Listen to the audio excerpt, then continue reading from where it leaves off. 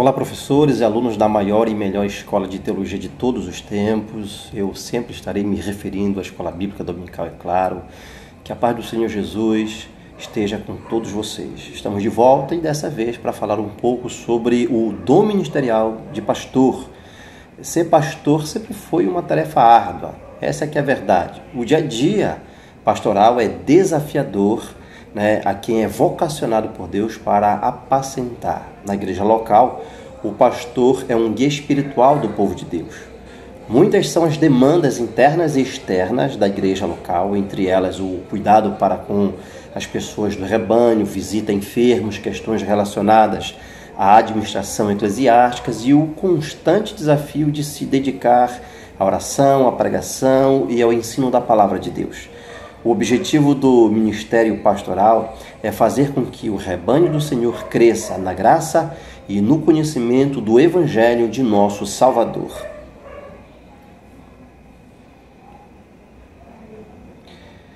Uma das principais fontes da economia israelita era o trabalho pastoril. Os pastores cuidavam das ovelhas. Por isso, o título pastor procede do Antigo Testamento e foi desenvolvido no Novo Testamento. Esse título alude ao cuidado divino pelos homens por meio de Cristo. Portanto, o grande pastor das ovelhas nos protege, pois ele cuida de nós. Há uma ternura especial na metáfora do pastor que nunca deixou de apelar fortemente às pessoas de todos os tempos. Na verdade, na metáfora do pastor, o adjetivo grande é especialmente revelador, pois o escritor aos Hebreus chama Jesus de o grande sumo sacerdote. O apóstolo Pedro também descreve Jesus como o supremo pastor. A bem da verdade é que o Senhor Jesus foi chamado de grande desde o seu nascimento. Assim, esse adjetivo grande enfatiza o quanto o nosso pastor é incomparável e mediador da nova aliança de Deus com os homens. A escolha da linguagem figurada do pastor por parte do escritor aos Hebreus contribuiu muito à riqueza do seu conceito a respeito de Jesus, pois Jesus é o supremo pastor em todos os aspectos. Em João ocorre uma repetição enfática e uma ampliação do pensamento precedente que consta no versículo 11, quando diz: eu sou o bom pastor. O adjetivo grego kalos, traduzido como bom, identifica Jesus como o bom pastor, principalmente por causa de três circunstâncias. Primeiro, ele dá sua vida pelas ovelhas. Segundo, ele conhece suas ovelhas intimamente. E terceiro, ele protege suas ovelhas do perigo. Esse texto de João enfatiza a segunda característica principal da bondade do verdadeiro pastor. Ele conhece as suas ovelhas uma por uma, tratando-as bondosamente como indivíduos. O verbo grego gnosko, traduzido como conhecer, refere-se a um conhecimento de experiência e de comunhão amorosa. Existe aqui um conhecimento mútuo e recíproco entre Jesus e as suas ovelhas. A existência desse conhecimento é a prova de que ele é o pastor, ou melhor, ele é o bom pastor. As palavras, o grande pastor das ovelhas, nos lembram do ensino de Jesus de que ele é o bom pastor que dá a vida por suas ovelhas. Esse texto enfatiza a primeira característica principal da bondade do verdadeiro pastor. Na verdade, a metáfora do pastor que morre pelas ovelhas é equivalente ao sumo sacerdote que se oferece como um sacrifício pelo seu povo. Este grande pastor derramou o seu sangue e deu a sua vida por suas ovelhas. E ele, mesmo grande, garante o bem-estar delas. Os verdadeiros pastores da igreja devem imitar o sumo pastor, Jesus. Nele não há jamais exploração alguma do rebanho, e isso deve servir de exemplo a todos aqueles que desejam ministrar a igreja do Senhor, tal como ensina a palavra de Deus na primeira epístola do apóstolo Pedro.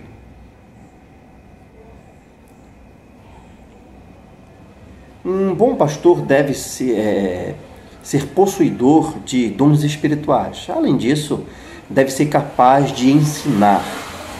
Um bom pastor deve ser possuidor de apreciável dose de compaixão e simpatia, sendo capaz de misturar-se bem com as pessoas, gostando da companhia dos seus semelhantes. Porém, essas características não são validadas se o caráter do pastor não for íntegro. O termo hebraico usado para íntegro é tam e tem o significado de perfeito. Já no grego, de acordo com a Septuaginta, a palavra para íntegro é alethnos, que significa verdadeiro. No texto grego do Novo Testamento, temos o seguinte adjetivo para íntegro, holokrelos, que ocorre somente em 2 ocasiões e cujo significado é de perfeito. Na Bíblia, por exemplo, só Deus, a quem nada falta em termos de bondade ou excelência, é apresentado como absolutamente perfeito.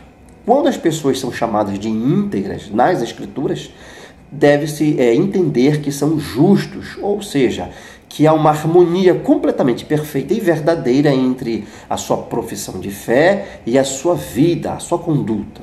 Uma das piores queixas que se pode ouvir acerca de um ministro é que sua palavra pastoral não se coaduna com a sua vida.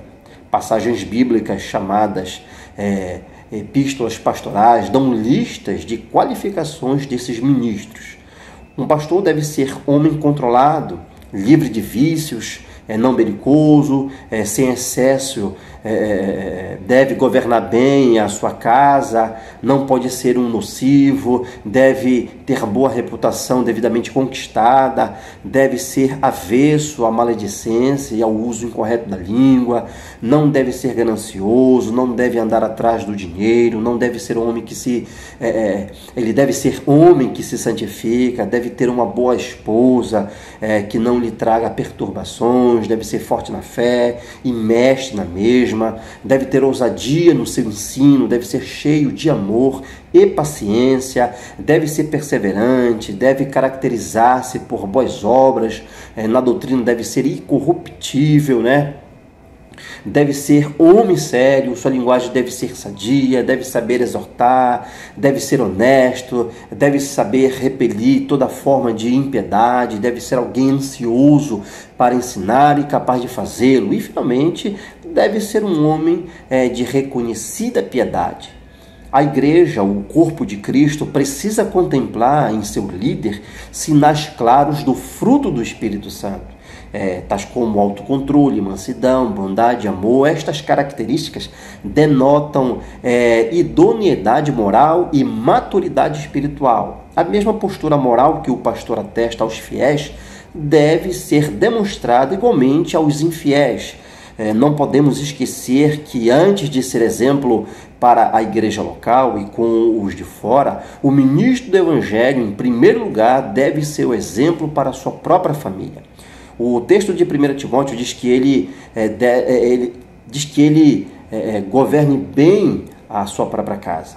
No grego, a expressão governe bem é proistemi, que, sendo uma palavra usada para indicar uma forma de governo, ainda que secundariamente tenha o significado de cuidar de.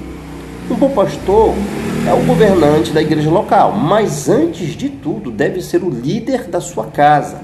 Seu lar é a sua primeira responsabilidade e somente se ele se mostrar apto ali é que deve ser considerado capaz de governar a casa de Deus. Portanto, todo pastor deve cuidar bem do seu lar, pois, sem o devido respaldo deste, o seu ministério jamais terá credibilidade.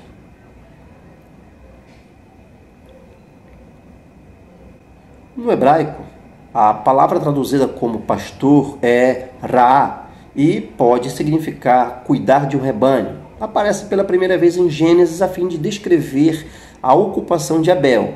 Já no Novo Testamento, o termo pastor é a tradução da palavra grega poimen, que tem o significado de apacentador de ovelhas. Assim, é que o seu significado literal, um pastor, é alguém que cuida dos rebanhos de ovelhas. De acordo com esta definição, podemos afirmar então que a principal missão de um ministro é cuidar das pessoas que receberam Cristo como Salvador, dando-lhes alimento espiritual através do ensinamento da palavra de Deus.